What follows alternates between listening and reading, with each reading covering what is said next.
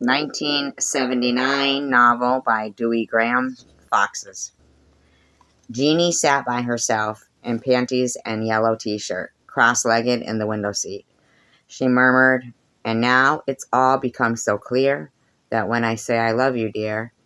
Her voice floated out from under her shoulder-length blonde hair. She fell silent and sat for a while without moving, head bent over the spiral notebook. She mumbled again and scribbled another 2 lines. By and by, she lifted her head, drew the blonde hair away from her eyes, and tucked it behind one ear. From her window seat perch, the doll-faced 16-year-old gazed out into the dark. "And now it's all become," she whispered, letting her voice trail off. She propped a front tooth on the eraser of her pencil and watched the fronds of a tall, graceful fan palm moving in the night air. "You hear from Annie?" asked Madge, shuffling in from the bathroom in her pale blue slippers and white terry cloth robe. She flopped down on her back on the small bed and pulled the towel off her damp head. A tangle of silky brown hair spilled onto the weary, once bright yellow bedspread. "Nope," Jeannie said, not turning her face from the window. "You waiting up for her?"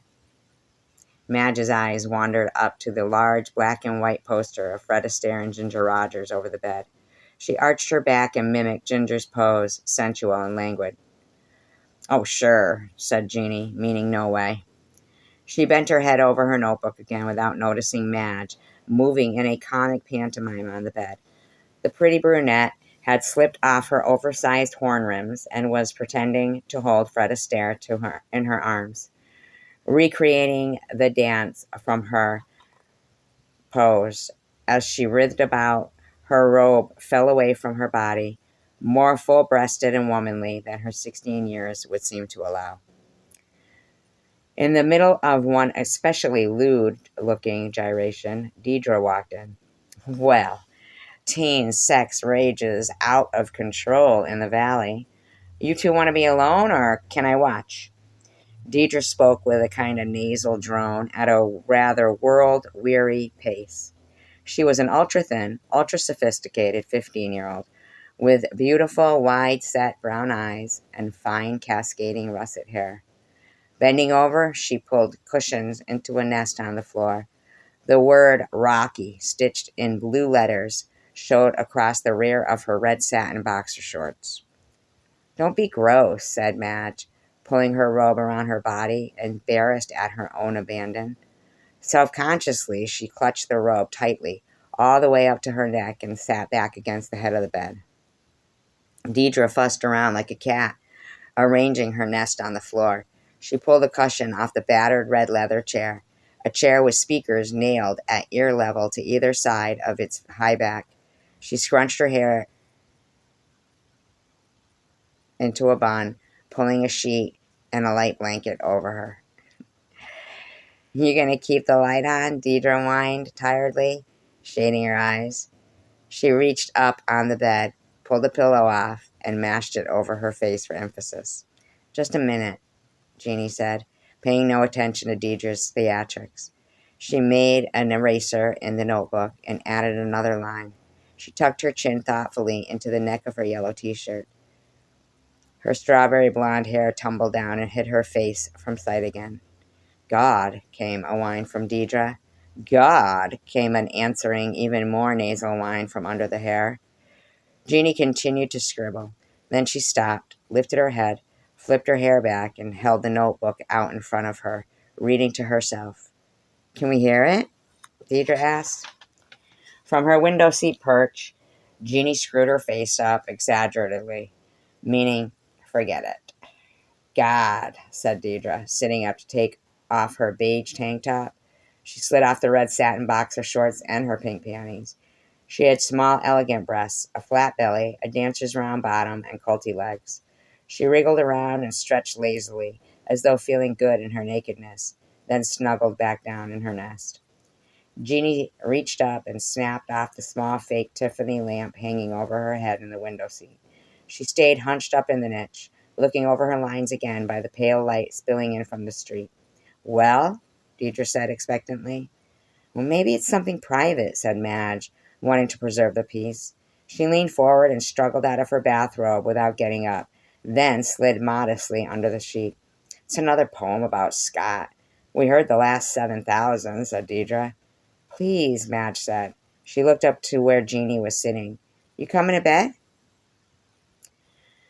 Yeah, Jeannie made another erasure and another fast scribble. She lay back against the window frame and turned so that she was leaning over close to the bed. She read softly. In the middle of the night, when I get scared, I reach for you, but you're not there. And now it's all become so clear that when I say I love you, I don't really. I just don't want to be scared. From the floor, Deidre said, nice, and sounded as though she meant it. Jeannie gave the most fleeting of half smiles and dropped the notebook with a plop onto the window seat. She slid to the floor and took the half step to the single bed, stripping off her t-shirt. Move over, Sophia, she said. Madge obliged. Jeannie bounced into the narrow bed, pulling her part of the sheet over her. After a minute, she turned and reached up and felt around on the window seat. She pulled down her notebook, flipped the pages, and speedily printed under her poem, The End. She slid back down in the bed and lay with her eyes idly wandering over the incredibly clothes-cluttered, poster-bedecked, girl-inhabited bedroom. A faint reddish light pulsed slowly across the pastel green wall above the clothes closet. Outside, down at the corner of the boulevard, a giant red and white Kentucky Fried Chicken bucket revolved in the night. Atop it, a small red spotlight turned at the same pace, sending 2 ruby beams per revolution, sweeping down the unprepossessing side street. I don't know that. Across the second-floor bedroom window of Jeannie and her mother's apartment, where the 3 girls were falling asleep. The whole San Fernando Valley, stretching out flat as sea for 20 miles to the north and northwest of Los Angeles, was spinning down for the night. All but the innumerable fast food landmarks, the Bob's Big Boys, the Pizza Huts, the Jack in the Boxes, which stayed open late or all night long. There was a 24-hour Mayfair supermarket still ticking over on Laurel Canyon Boulevard. To the west of Jeannie's apartment, there was piano bars out along Lancashire and up on Van Nuys that wouldn't die for hours. Along the dozens of broad, ceaselessly commercial, neon-bracketed thoroughfares that crisscrossed the valley, the flow of vehicles was thinning out. So too was it on the freeways that fanned out of the Los Angeles basin over the narrow ridge of the Santa Monica Mountain and on through the San Fernando flatland toward the ocean to the north and west, everywhere elevated, stilting their way across the valley. The freeways seemed to suggest they preferred to remain aloof, hurry on by this region that was too hot, too flat, that had too much all-night neon, too many streets that were indistinguishable from too many other streets.